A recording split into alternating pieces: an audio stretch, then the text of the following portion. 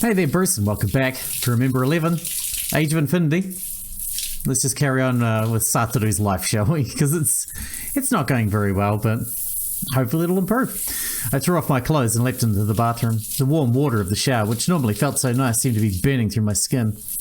We had been hanging around in the snow for a bit. It takes time for a cold body to come to grips with such shock, but gradually the pain and irritation began to fade, carried away by the pleasant warmth. Soothed by the jets of water as they flowed over me, I began to think. Someone has pushed me off the top of the clock tower, or so it seemed. I'd witnessed it myself, I'm sure. However, I couldn't seem to remember who it was, no matter how hard I tried. The reason why I'd gone up the clock tower was still a mystery too. There were plenty of things I didn't know. Moreover, most of the memories I could recall were limited to those made here in SPHIA. I was still clueless when it came to the shelter cabin and the transference phenomenon.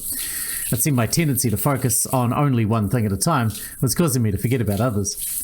But I don't suppose there's anything I can do about it. I had no other choice than to continue investigating, attempting to piece together the chaos of my thoughts in the meantime. However, I couldn't even be 100% sure of anything I thought I knew. These mysteries must all be connected somehow. All of these extremely unnatural phenomena occurring one after the other. It's tempting to believe that they all have a single point of origin. Well, anyway, this might imply that the probability of there being someone out there to kill me was increasing.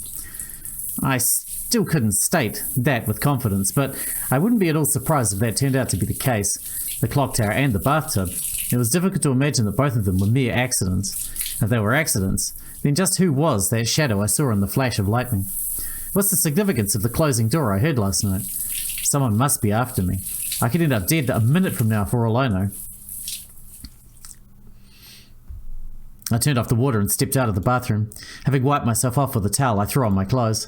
My mind had calmed down a little. After all, myself excluded, there were only 2 women and 1 child here in SPHIA at the moment. If one of them was the culprit, there's no real reason to be frightened. Objectively speaking, the difference in physical strength between us was obvious. My opponent could hardly be thinking of tackling me head on. I mean, Inabushi killed, what, 12 people or something? I mean, I don't think she's to be trifled with. If they wanted to strike, it would have to be at a time when my guard was down. For example, when I was asleep, or after I'd taken some strange medicine. No, wait a second. Those wouldn't be their only options. I'd accepted it as a fact that there were only 4 people in SPHIA right now. But there was always a chance that a 5th person was hiding somewhere. Was the guy that pushed him off the clock tower, or the guy in the lightning, was that the guy that we killed in the basement? It's the only other person, and it's a guy. I have the layout of SPHIA memorized. I don't think there are any places here where people could hide themselves like that. However, my memory is far from perfect. I couldn't shake the feeling that I might have forgotten something. A 5th person, huh? I decided to have a look around SPHIA later on. But before that, there was something I had to do. I had to leave a message for Fuyukawa Kokoro. I didn't know when the next transfer would occur. I had to tell her everything important while I still could. I took up the felt tip pen I'd noticed before and walked over to the desk. I'm not really sure if I should say nice to meet you or thanks for visiting again. I doubt I've ever known anyone that I've had this much trouble coming up with a greeting for. I'm Yukido Satoru. I think you've already noticed it as well, but it looks like we're currently experiencing some kind of personality exchange. I don't know the exact reason for this. What I do know is that you're a woman named Fuyukawa Kokoro. The first thing I want to clear up is about your body. How do I say this? I'll be careful not to touch or look at anything unless it's absolutely necessary. I don't know what your impression of me is from when you saw my face, but I'm a gentleman, so please don't worry about that. Forgive me for jumping right into business, but I have a few things I must discuss with you. The first thing I want to do is make sure that what's happening is really a personality exchange. From what I can tell, it seems that during the time my consciousness leaves this body, your consciousness takes my place within it. Likewise, whenever your consciousness leaves your body, my consciousness takes possession of it. As if we're 2 drivers alternating between 2 different cars. But I don't have any conclusive evidence that that's what's happening. Right now, all I have to go on are the words of the people around me. I heard that at SPHIA, my body addressed itself as Fuyukawa Kokoro while I wasn't around. And at the shelter cabin, Yomogi-san told me the owner of the body was someone named Fuyukawa Kokoro. So if we're to believe what they said, then we have no choice but to accept that your consciousness and mine are coming and going between each other's bodies. But even though I know Fuyukawa Kokoro's face and voice, I haven't actually had a chance to communicate with your actual personality. If we use cars as the analogy, I am familiar with Fuyukawa Kokoro the car, but I have yet to meet you, the driver within. I won't beat around the bush. The point is, I have my doubts that this personality called Fuyukawa Kokoro really exists, so I was hoping you would leave some kind of evidence behind that proves you actually do exist. Since we can't talk to each other directly, can you at least write down some kind of reply on the paper this note is written on? Anything will do. Just leave some evidence behind that the Fuyukawa Kokoro personality controlling my body exists. Also, if you can, I'd like you to record the time. The time I'm interested in is the time that you took over my body. From this, we can determine whether the transfer of consciousnesses happen at a fixed schedule or if it occurs randomly. If we could figure out some kind of pattern to it, then wouldn't it be more convenient for both of us? We'd be able to realize when there's one more minute until the transfer and finish up whatever we need to do by then. But if it happens at random, well, we'll figure something out, and if that turns out to be the case, even realizing that the transfers are happening at random is a step forward, right? Ah, right. That reminds me, I forgot to write down something very important. The truth is no, maybe my body would be more accurate. The truth is my body is... Time for a switch.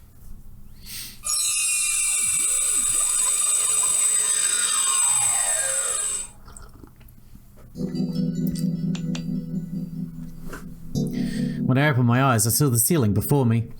The 3 semicircular canals deep inside my ears informed me that my body was lying face up. Looking to my right, I saw Lin. She was sitting on a wooden chair, her back to me. I was in the shelter cabin. A transfer must have occurred. Since it had now happened a 5th time, 2.5 round trips to be exact, I wasn't all that surprised. Damn it, I was only half done. I got up and stood beside the bed, and I wanted to tell her something important too. I complained as I scratched my head. Had she heard me? Lin shifted her attention toward me for a moment. Pulling a bored face, she turned away just as quickly. I thought of confirming the time and dug a hand into my pocket, but what appeared from within it wasn't the wristwatch. It was a small electronic device in the shape of a remote control. The small liquid crystal display showed Roman letters. Voice recorder?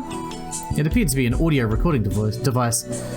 I was about to push the playback button, but stopped short. I should confirm the time first. With the voice recorder, or VR, still in my hand, I took a look around the cabin. The walls, the shelves, the table, the beds. There was no sign of the watch anywhere. I looked down at my left wrist. Nothing there. And just as I realized that there was nothing there, I felt a sense of oppression on my right wrist. I raised my right arm. There it is. A completely ordinary analog watch. It was a small wristwatch and quite feminine. It gave the time as 1:10 PM. I opened my eyes just a few moments ago, so it can't have been more than 2-3 minutes, which would mean this transfer occurred at 1:07 PM. Well, there is a margin of error, but for now an approximation was perfectly acceptable. It wasn't as if I was timing a race. For now I engraved the time 1:07 PM into my memory. But before that, why the right arm? No, the left or right didn't matter in the slightest to me. Anyway, having anything attached to my wrist feels annoying to the nth degree. How do I say this? I can't settle down. It's annoying and kinda itchy. I probably didn't notice the wristwatch until now because I had my mind full of other things. But now that I'm aware of it, it's hopeless. This kind of thing bothers me so much I can't stand it. I'd really like to remove these boobs too, if I could. Do you intend to make me endure them as well? I can't take them off like I can take off the wristwatch. Off it goes. I took off the watch and fastened it to the ladder of the top bunk. Now then, I focused on the room again. Why can't he just put it in the pocket? Why stick it on random places? Come to think of it, where did Yomogi and Yuni go? Couldn't see them anywhere. I asked Lin. Say, where'd the old man and the kid go? Downstairs. They went to get some rations. I see. And you're so stubborn, aren't you? What? The way you're talking. Why don't you just give it up already? I see, Lin still believes I'm pretending to be Yukido Satoru. I wanted to retort with, you're much more stubborn, you know, but I bit back my words just in time. Froda, it's already lunchtime, isn't it? Changing the subject, I peered down the rectangular hole by the door. Just then, Fuyukawa-san. A voice came from behind me. I mean, I guess I should turn around, right? But it's Mayuzumi, so... Alright, fine. I turned around. There, just like I thought. Lin giggled triumphantly. Feeling defeated, I still spoke out. Hey Lin, listen well, okay? A person's reactions change according to time and place, depending on how many other people there are around you, whether there's nobody else beside you, or just one other person, or 3, or more. A person will behave differently in each of these situations. That's one of the basic tenets of psychology. Even you've heard of this, right? So what? So I turned around. There's no one in this room right now aside from you and me. If one party were to speak, isn't it natural for the other to turn in the direction of their voice? Is that so? I wouldn't turn around though. None less than my own name. Lin's overconfident attitude remained unshaken. I guess it'd be futile to say anything else. It's just how she is. Lin was someone who, as a rule, only got into fights when she could decide the outcome. Even if a judge would find the accused guilty, if she didn't agree, she would declare them innocent and release them from all charges. In her mind, of course. She'd always deemed other people's opinions of her trivial. She rarely ever listened to them. Her absolute truth was always what she believed within herself, even when we broke up. How'd it go again? Couldn't remember anything after that. Just the vague sense that it was a one-sided parting, wrapped my mind like a blurring after-image. Hey, what about lunch? I'm starving up here. Lin called down to the storeroom below. Yeah, we're coming right up. We're just tidying up a bit. God, you're slow. Can't you do all that later? Lin propped her crossed legs up on the log chair and impatiently tapped her high heel of her shoe against it.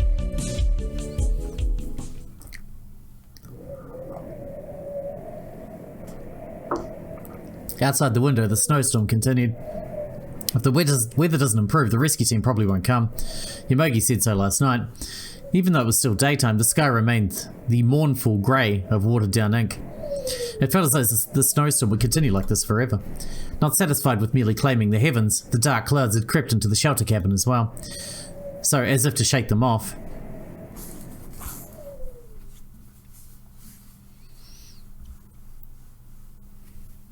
miserable. He doesn't look miserable.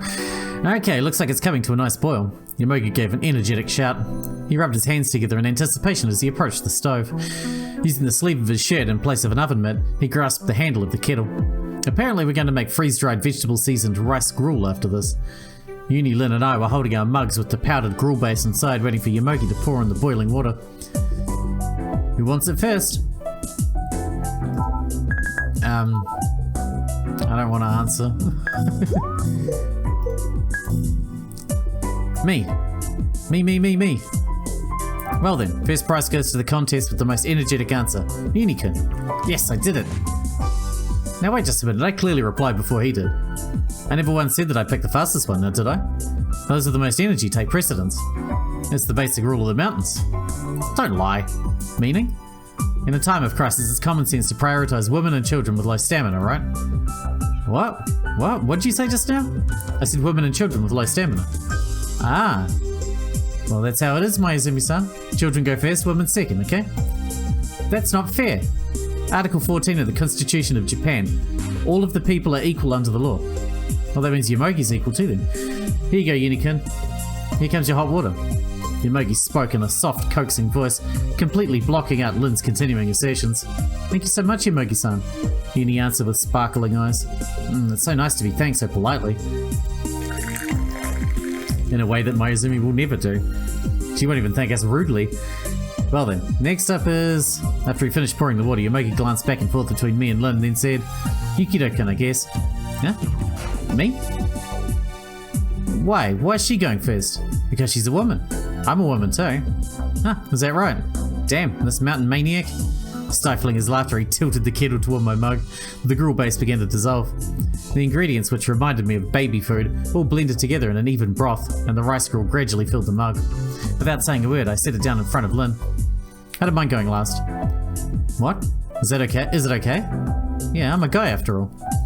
Lin and Yomogi stared at me uncomprehendingly. I forcefully pushed the mug toward Lin and then sat down on a log chair at the nearby table. I placed my mug of rice gruel in front of me. Although Yomogi had told me that I should try to make myself eat something, I really had no appetite. The other three were silently spooning gruel into their mouths. Gripping the spoon in my right hand, I meaninglessly poked at the bottom of the mug over and over again. My body wants energy. It wasn't my own body, but I was at least able to figure that out. Her body's nerves were directly connected to my consciousness. I can feel her pain. Then it can feel her hunger as well. I've got to try and eat something, I thought. Thinking of Fuyukawa Kokoro's well-being, I had no choice but to eat. I spooned up some of the gruel in front of me and tossed it in my mouth. I swallowed it with a loud gulp. It didn't taste like anything. Our food situation sure didn't seem to have improved. A small sigh escaped me. What was Fuyukawa Kokoro doing right now? Right now, she was in my body at SPHIA. That's right, I was about to forget something important. Sorry, I need to step out for a minute. Saying these words to the three of them, I stood up from the table. I headed down to the underground storeroom. Searching through my pockets, I took out the voice recorder from before. I missed the chance to tell Kokoro something important before the last transfer. I sorted out what I had to say inside my mind, and then pushed the record button. Kokoro, this is a continuation of my message from before. Since I don't know when we'll transfer again, I'll just get down to business. Calm down and listen, okay? Actually, it seems that my body, it seems someone is after my life. Now, I can't really confirm that yet, but it somehow feels that way. 2 incidents that seem too unnatural to be accidents happen one after another. I don't know who the culprit is. I don't have any guesses as to who it could be either. Here, there's Utsumi-san, Yuni, and Inabushi. Now, it might be better to call her Suzukage Hitori. Anyway, one of these 3 is trying to kill me. Having said that much, the next sentence caught in my throat. Would it be wise for me to continue recording? What would Fuyukawa Kokoro think after hearing this? I don't know her mental state. It's not possible for me to see her facial expressions either. She might be terrified, having been caught up in this transference phenomenon. Recording this message could cause her even more anxiety. What should I do? After much hesitation, I decided to continue after all. Even if it does cause her anxiety, it's better than leaving her defenseless, I decided. Of course, even I don't want to think about it. It'd be nice if it was just baseless anxiety. However, it wouldn't be going overboard to stay cautious. Isn't that right? That body is mine, but at the same time, it's yours. If you happen to lose your life while you're in that body, you can probably use your imagination, right? I'm counting on you, Kokoro. I'm doing what I can while I'm here too. Later then. Sound data saved. Data 2 saved appeared on the LCD screen. I returned the voice recorder to my pocket. And then I looked around the storeroom. Something to write on. Digging to the bottom of a toolbox, I managed to find a worn-looking felt-tip pen. Is there any paper? I didn't find anything like a notebook or a memo pad. Guess I could use this box. I tore off a little piece of the cardboard box and ran my pen across it. Please listen to the voice recorder. This 2-stage method was troublesome, but I couldn't think of any other options. If possible, I didn't want the other 3 to know about this personality exchange phenomenon. Now, I wouldn't mind if they knew, but they'd probably lose trust in me if I tried to explain it to them. I didn't want to attempt the impossible. The contents of my message were meant for Kokoro alone. Folding up the scrap of paper, I gripped it in my hand as I climbed back up. Hey, what are you doing down there? Yuni suddenly asked me as soon as I stepped off the ladder. Oh, nothing much. Leaving it that, I returned to my seat. You're weird, Satoru. Muttering that, Yuni returned to his meal. I faced Yomogi and held out the folded scrap of paper. Could you give this to Kokoro when she gets back? When she gets back? Yomogi tilted his head. I was still uneasy about it, but I didn't see any other way. When my personality changes back to Kokoro's, please give her this. Perhaps he understood, since Yomogi quietly took it from me. Don't forget, okay? Sure. He said it easily, slipping the scrap of paper into his pocket. Yomogi didn't appear to be harbouring any remaining doubts that our personalities were exchanging places. Yuni was the same. As soon as I took my seat, Yuni had called me Satoru, like it was the natural thing to do. He probably had already come to terms with it completely. He probably accepted me as another personality that had sprouted from within Fuyukawa Kokoro. Lin alone still suspected the DID theory, but since last night, and even just now, she'd stopped treating me with the open suspicion she displayed before. Had she given up, or maybe she just decided that it was too much of a pain to continue with? In any case, nobody was dismissing my own explanation for my behaviour anymore. Should I be happy about this or not? As I absent-mindedly thought of that, I picked up my spoon and dipped it in the Oh cool, we're going back. Why do we always go back mid-sentence? Kokoro never did that. At least I don't remember her doing that. Before I knew it, the spoon had vanished from my right hand. In its place, my left hand held a felt-tip pen. What? I'm back. I came back? Looking around, I quickly understood that I was in a room at SPHIA. My room. I was sitting on a chair facing the desk. A note had been left on the desktop. Compared to the previous transfer, it took me a little longer to take stock of the situation this time. I returned my gaze to the felt-tip pen in my left hand. Left hand? So Kokoro's left-handed then. That's why her watch is on the right hand. Since the position of my body right now reflects Kokoro's precisely before the transfer, that would be the obvious explanation. In any case, I can more or less understand why she wears a wristwatch on her right wrist. I guess it would get in the way if you wore it on your dominant hand. I see, Kokoro's left-handed.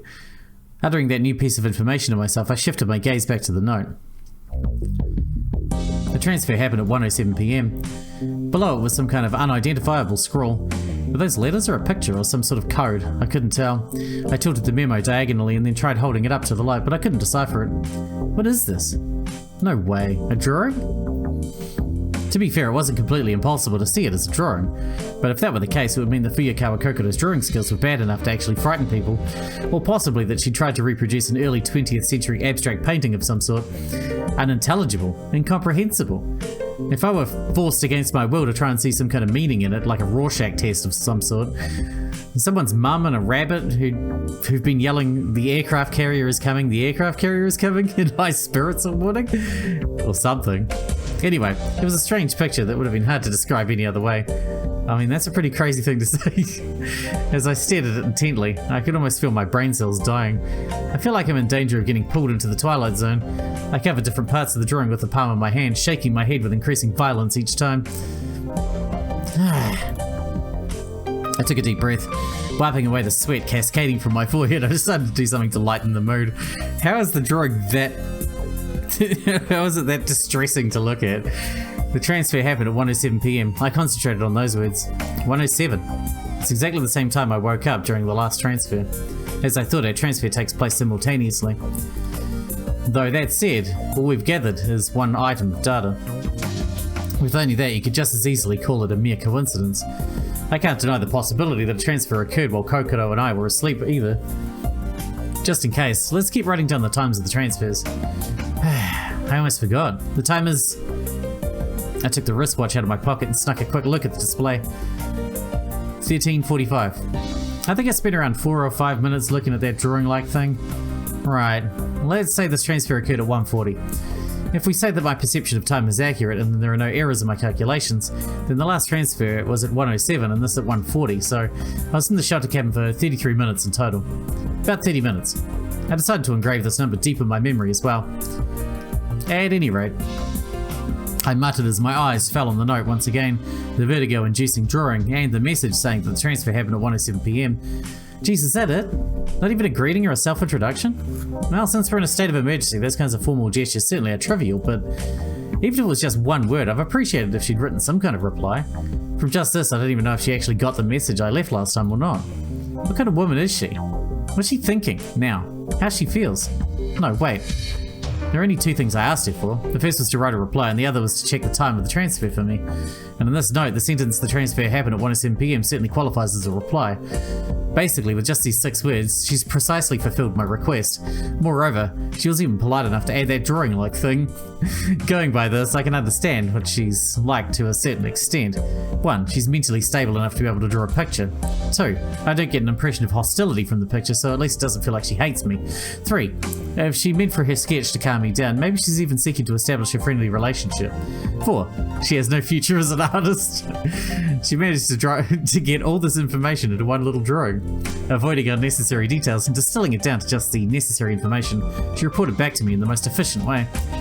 Taking all this into consideration, I could make further conjectures as follows. 5. Though you can't really see it from the picture, I suspect that she possesses a surprisingly keen mind. She sure had me fooled. She seems to be very quick-witted, quite the sly one. I felt like she'd seen right through me. I tapped the base of the felt-tip pen against my temple.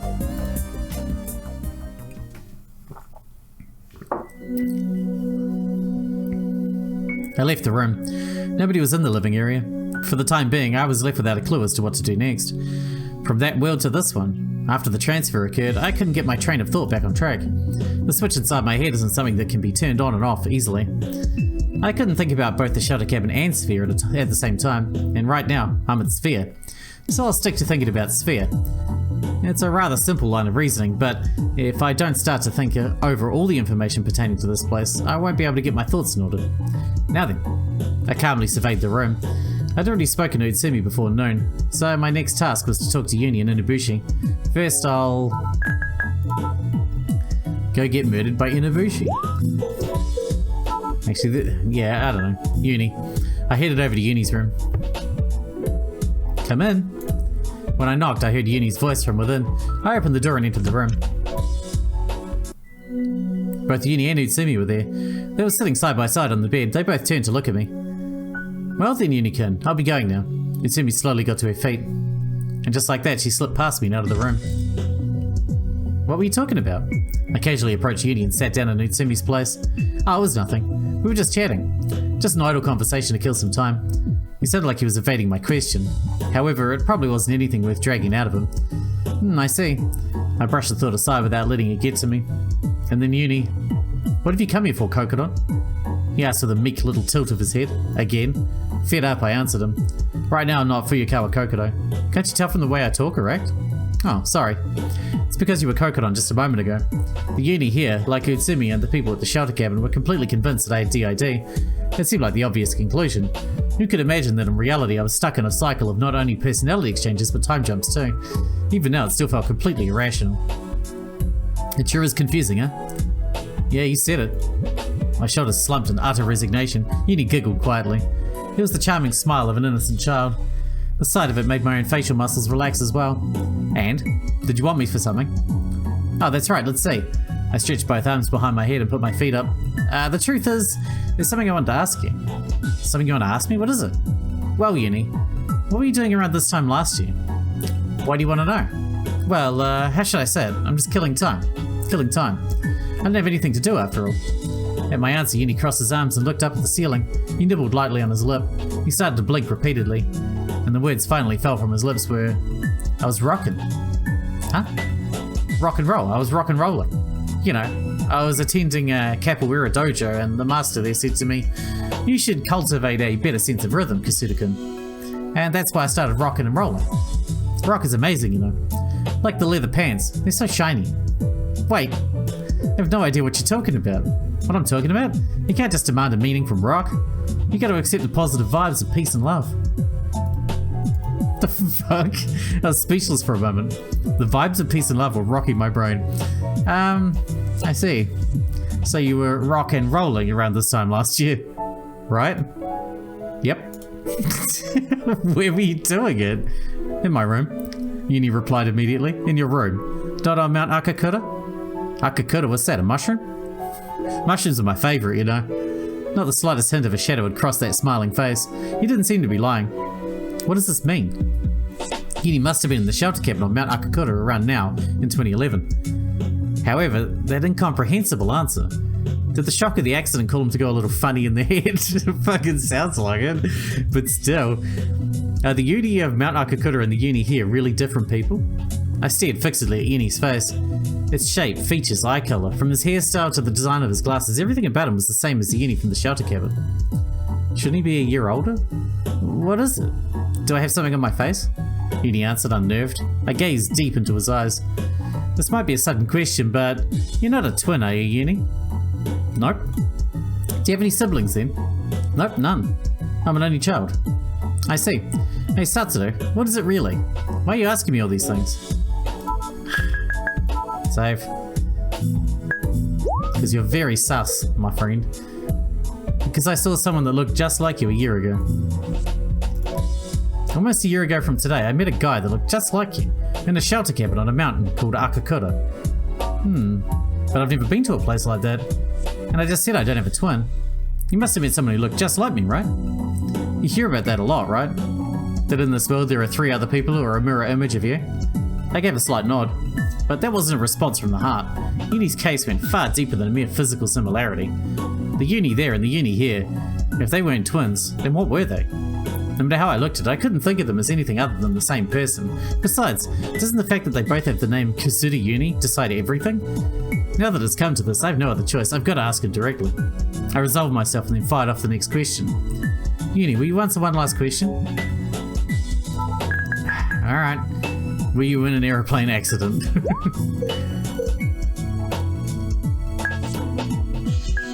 Let's do whether he remembers the names Yomogi and Lin. Yomogi Seiji, Mayuzumi Lin. Do you remember ever hearing those names in the past? Yuni's eyebrows furrowed as he scratched his chin. He quietly shook his head, an expression of dissatisfaction rising to his face. Who are they? Going by his words and body language, he didn't appear to be trying to deceive me. It seemed like he really didn't know either of them. In other words, this meant that the Yuni here and the Yuni at the shelter cabin are 2 different people. The one right here in front of me isn't the person who was found by the rescue team on January 17th a year ago. Now wait a second, then what about their names? Why do the 2 of them have the exact same name? And then there's that face. With the way they look, I could only think of them as the same person. Beset by intense confusion, I scratched my head. But I somehow suppressed that impulse and continued thinking. Okay, I've got it. Let's assume that the Uni here and the Uni there are two different people. That leads us to the inevitable question. I couldn't help but ask. Hey Uni, wait a second. Uni interrupted me mid-sentence. How many more questions do you have for me? You said this was the last question before. That's true. It feels like I'm being interrogated somehow, and I don't like it very much. Have I done something wrong? No, not at all. You're a good, honest kid, Uni. An unsatisfied expression appeared on his face. Can you think about it like this? This is to help me cure my sickness. Your sickness, Satoru? Yep. So think of it as helping me out, okay? Okay, then I'll answer it, but only if it really is the last question. I let my face loosen into a grin and patted him on the head. It's an easy question, so please answer it. Go ahead. Uni. Why are you here? Why? That's... A shadow formed over Uni's face. No, not a shadow. It had instantly coloured over with despair. Not a single trace of his playful expression was anywhere to be found. Satoru, I'm... A face as pale as a corpse. His cheeks twitched in a weird way, oddly spasming. His breathing grew laboured. Perhaps he himself had noticed this as he tried his hardest to return its rhythm to normal. What is it? Are you okay? But my worried voice didn't seem to reach his ears. His eyes were frozen into a single point on the floor. His entire body began to tremble violently. As though drawn to something, he raised both his hands into the air. His small hands balled themselves into stiff claws. Hey Uni, hang in there. I grabbed his shoulders and shook him. For such a sudden change, I'd forgotten about my confusion. What should I do? What should I do? Just hang on for a second. I'll go call Utsumi-san. I released his shoulders and turned around. As soon as I did, a strong pressure held my arm back. Uni grabbed onto my right arm. Wait, Satoru, don't leave me alone. In my bewilderment, I was unable to shake him off. Uni murmured something in a soft voice, a small, weak voice. I placed my ear close to his lips. I'm scared. So scared, it feels like I'm going to be crushed. Of what? What are you afraid of? Here, SPHIA. Hey Satoru, why am I here? Why am I locked up in this place? I want to go back. I want to go back home. Got it, don't worry, everything will be okay. I'll manage something. I'll definitely get you out of here. Really? Yeah, it's a promise. So, won't you tell me? Before you got here, what were you doing? I don't know. Even I don't know. Except that I got on an airplane. But that airplane crashed. The airplane crashed? You mean Flight 18? But Uni said that he didn't know anything about Mount Akakura or the people trapped there. What does that mean? And then after that, when I came to, I was here, in this place. Even though I should have been walking in the snow. Before I knew it, I was at the SPHIA place. In that instant, everything fell into place. Based on what Uni just said, I could only think of one thing. Like Kokoro and I, Uni had become wrapped up in this transference phenomenon as well. But in Uni's case, he wasn't exchanging bodies and swapping consciousnesses with another person. He's probably exchanging consciousnesses with his own body. Satoru, will you really get me out of here? Yeah, I promised, right? I'm a guy who keeps his promises, no matter what. Satoru. Crying out in sorrow, Uni leaped into my arms. I gently held his small body close. Unaware, he continued to cry in my arms. The back I embraced as he cried felt so small. The nape of his neck and his shoulders seemed so frail, like they could break at any moment. He really was only a child, an innocent, pure, and easily hurt child. That living warmth felt so dear to me. I had to protect him. That feeling began to well up inside me. His tears continued flowing unabated. I felt that I ought to be there for him until his tears dried up. Uni, who'd calmed down, was now resting in his own bed. I wanted to stay with Uni for a while longer if possible, but that wasn't an option. There were still things I needed to do. With that nagging thought in the back of my mind, I parted with Uni. And with that, we need to wrap this episode up here. That seems weird though, because when we were playing in Kokoro's route, all of a sudden Uni became like scared of Satoru and stayed away from us as much as he could and hung out with Hattori and just avoided us like the plague. But now he seems like maybe, I don't know. I guess we'll see. Anyway, thanks for watching, Bruce, and I'll see you in the next one.